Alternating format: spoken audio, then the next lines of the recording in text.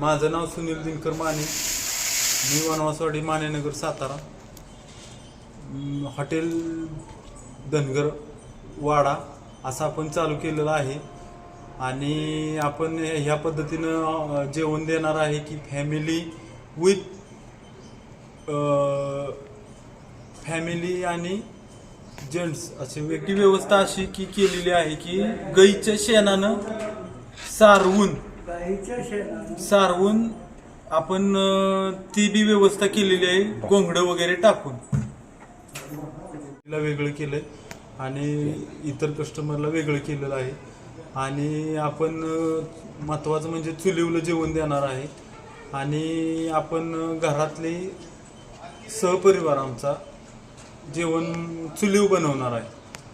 चौथी म्हणजे आणि दुसरी गोष्ट म्हणजे आपण जे धनगर समाजात जसं पितळीत जेवण वाढतात त्या पद्धतीनं बी आपण त्या नियोजन पद्धतीनं बैठक व्यवस्था केलेली आहे. आणि आपण तसेच आपण जेवणाचे प्रकार असे केलेत की चिकन थाळी आणि चिकन थाळी 2, एक साधी आणि एक स्पेशल, आणि मटण थाळी एक धनगरी जेवण म्हणजे जी पितळीत जेवण असतं त्या पद्धतीने एक आपण पितळीत जेवण देणार आहे. आणि एक स्पेशल थाळी म्हणून एक ती वेगळी थाळी ठेवणार आहे.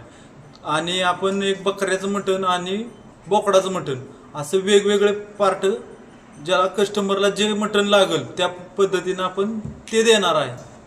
आणि शाकाहारी म्हटलं तर घुटं आणि भाकरी ह्या पद्धतीनं आपण करणार आहे. विशेष म्हणजे आपण जेवण हे सगळं चुलीव बनवणार आहे आणि या किचनमध्ये की फ्रीज बी नसणार आहे की बाबा ते शिळं राहिलेलं तिथं ठेवा परत दुसऱ्या दिवशी ते करा, असलं आमच्याकडून काय होणार नाही. जेवढं लागेल तेवढंच आम्ही आणणार, आम्ही करणार.